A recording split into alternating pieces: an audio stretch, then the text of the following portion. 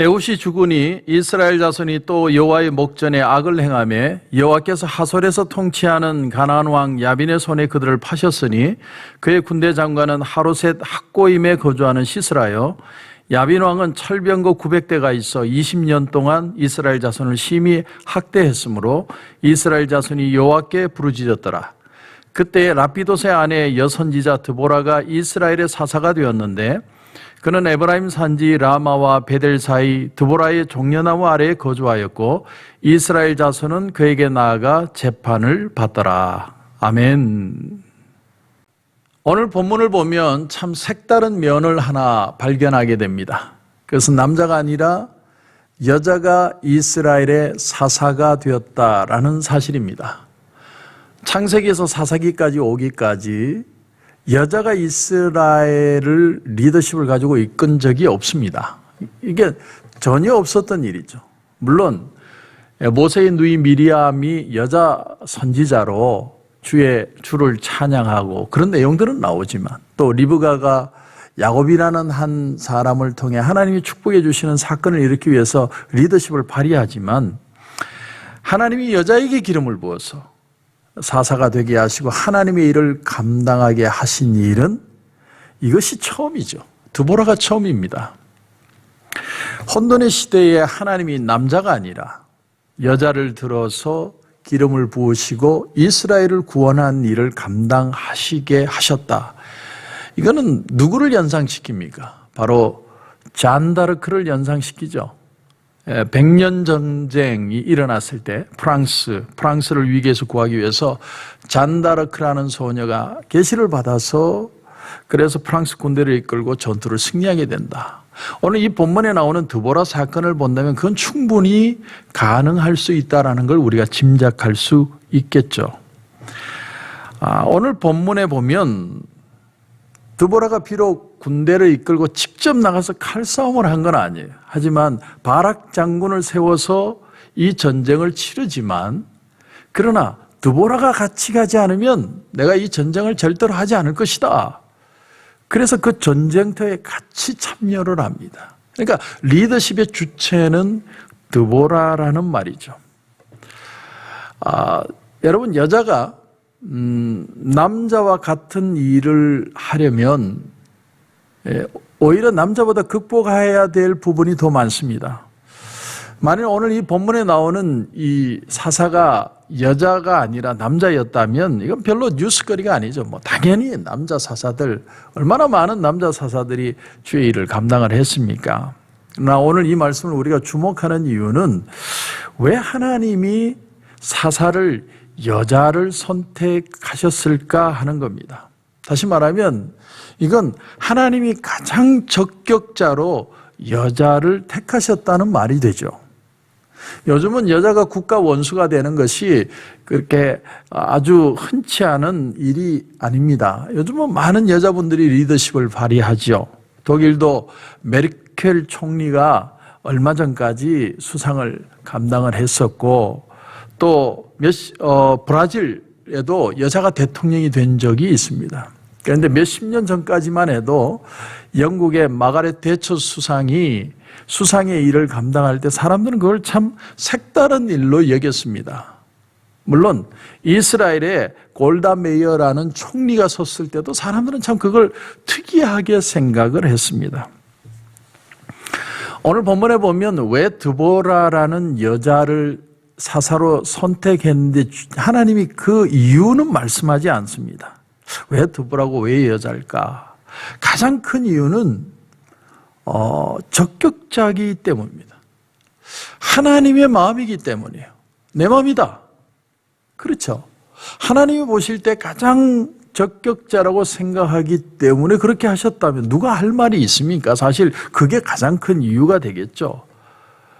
그런데 드보라가 더 믿음이 좋고 더 기도를 많이 하고 그렇게 해서 하나님이 드보라를 택하셨다기보다는 하나님이 원하셨기 때문에 선택한 거예요. 그렇지만 굳이 추가할 이유를 본다면 제가 말씀드린 대로 당시에 하나님이 보시기에 가장 적격자가 바로 드보라였다라는 겁니다. 아마 하나님은 처음에 남자를 찾으셨을 것 같아요. 남자 중에 혹시 정말 이 일을 감당할 사람이 없을까? 그런데 찾고 찾아도 없으니까 드보라를 선택하셨다는 걸 우리는 느낄 수 있습니다. 오늘날 하나님이 쓰실 만한 인물들이 되기 위해서 우리는 그러므로 한 가지만 염려하면 됩니다. 그것이 뭐냐면 하나님의 보시기에 적격자가 되면 되죠. 내가 얼마나 공부를 많이 하고 돈이 많고 어떤 가정에서 자랐고 그런 게 중요한 게 아니라 얼마나 하나님이 보시기에 적격자가 되느냐. 그게 가장 중요한 하나님이 쓰시는 방법이라는 거죠. 우리가 마시는 이 코카콜라 펩시콜라의 CEO가 인도 여자인 인드라 누이라는 여자분이 CEO가 되지 않았습니까? 처음에 여자가 됐다는 것도 대단히 놀랐고 또 특히나 인도 사람이 CEO가 된다는 것에 사람들이 많이 놀라지만 놀라운 사실은 이 기업은 비즈니스 세상은 철저하게 이윤을 추구해내는 그런 곳입니다. 그래서 이윤을 창출할 수 있기 위해서는 누구든 상관이 없어요. 여자든 누구든 상관없습니다. 최대한 이윤을 창출해내면 그 사람을 선택하는 거죠. 그런 면에서 보면 교회는 더 보수적이고 전통적이라는 걸 우리가 느낄 수 있습니다. 그런데 어쨌든 오늘 본문을 보면 드보라가 어떤 사람이었는지를 잠깐 말해주는데 여러분 4절에 보시면 이렇게 되어 있습니다. 그때에 랍비돗의 아내 여선지자 드보라가 이스라엘의 사사가 되었는데, 자 여기 보니까 랍비돗의 아내 이렇게 표현합니다. 그 말은 다시 말하면 랍비돗이라는 남편보다는 아내가 더 적격자였기 때문에 하나님이 랍비돗의 아내를 택하셨다라는 걸 보여줍니다. 여러분 좀 어려운 얘기지만 여자가 아내가 남편보다 뛰어날 때가 있습니다. 제가 퀴리 부인에 대한 그 영화를 보니까 퀴리 부인의 남편, 그 남편의 이름을 따서 퀴리라는 이름을 썼지만 남편이 노벨상도 남편이 받죠. 그런데 그 아이디어나 모든 건 다 퀴리 부인에게서 나오죠. 그래서 남편이 죽기 전까지는 그 모습이 드러나지 않지만 남편이 죽고 난 뒤에 결국은 퀴리 부인의 그 모든 것이 뛰어남이 드러나게 되는 걸 보았습니다. 오늘 본문에 그런데 제가 볼 때는 정말 훌륭한 사람은 랍비돗이라는 사람입니다. 랍비돗. 왜 랍비돗이 훌륭하냐? 아내가 그렇게 뛰어난 존재라는 것을 남편이 인정해 주지 않으면 아내는 그런 일을 감당할 수가 없는 것이죠. 왜 하나님이 나 안 부르고 왜 내 와이프를 불러? 그게 섭섭하면 절대로 아내는 일을 할 수가 없습니다. 그러나 하나님이 아내를 통해서 역사하시는구나. 그것을 인정했기 때문에 드보라라는 위대한 사사가 나올 수 있었다는 것이죠. 여러분 마가렛 대처가 그 영화를 보면 마가렛 대처 그 남편이요 아주 샌님 같아요. 안경도 큰 돋보기 안경 쓰고 키도 크지 않고 아주 샌님처럼 보이고 사람들도 그렇게 흉을 봤을지 모르지만 마가렛 대처 수상이 철의 여인이라고 그렇게 밖에서는 불렸을지 몰라도 집에 오면 그 남편이 아주 큰 기둥이 되어 주었다는 겁니다. 뭘 말하냐면 마가렛 대처 수상도 밖에서는 위대한 인물로 쓰임받아도 집에 오면 본인도 여자라는 거죠. 누군가 기댈 때가 필요하고 누군가 의지할 기둥이 필요한데 그런 역할을 이 남편이 아주 잘했다는 거예요. 아주 큰 기둥, 버팀목이 되었다는 것이죠. 그래서 자기 남편이 먼저 세상을 떠났을 때 얼마나 이 대처 수상이 그리워하는지 몰라요. 그러니까 리더로 쓰임을 받는다고 해서 여자가 아닌 건 아니에요. 여자는 분명히 남편의 버팀목이 필요했던 거죠. 그러니까 여러분 이 모든 것이 우리에게 보여주는 한 가지 내용이 뭐냐면 유연한 사고가 필요하다는 거예요. 유연한 사고. 우리가 신앙생활을 잘한다는 것은 유연한 사고를 가질 줄 알게 되는 걸 훈련받는 걸 말합니다. 여러분, 이스라엘 백성들이 40년 동안 광야에서 구름 기둥, 불 기둥을 쫓아서 그 인도함을 받습니다.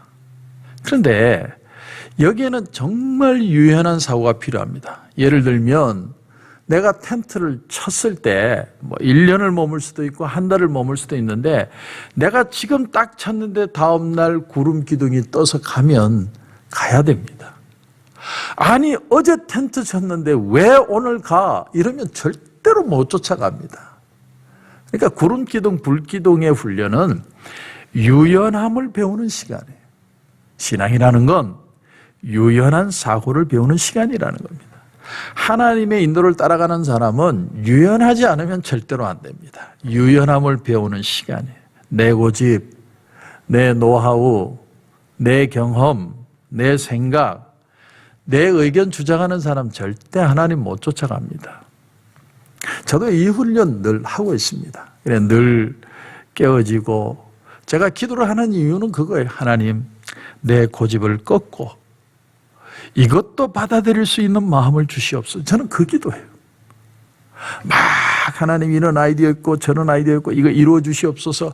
물론 그런 기도를 할 수도 있지만 가장 많은 기도는 하나님 내 고집을 꺾고 이것을 받아들이고 쫓아갈 수 있게 해주십시오.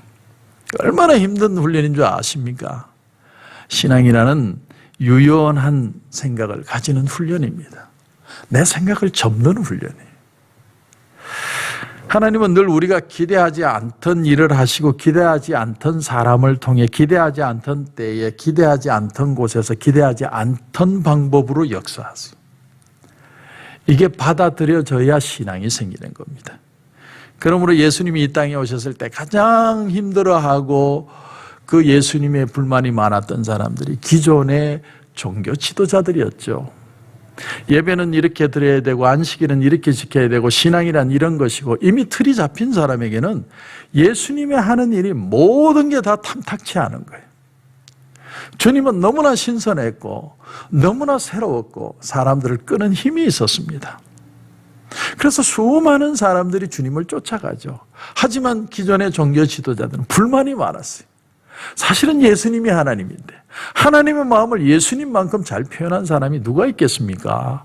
그런데도 예수님을 힐난하고 결국은 예수님을 십자가에 못 박고야 마는 그 유연한 사고가 되지 않았기 때문에 또 유연한 사고를 훈련받았던 아주 유명한 사람이 바로 예수님의 제자 베드로죠.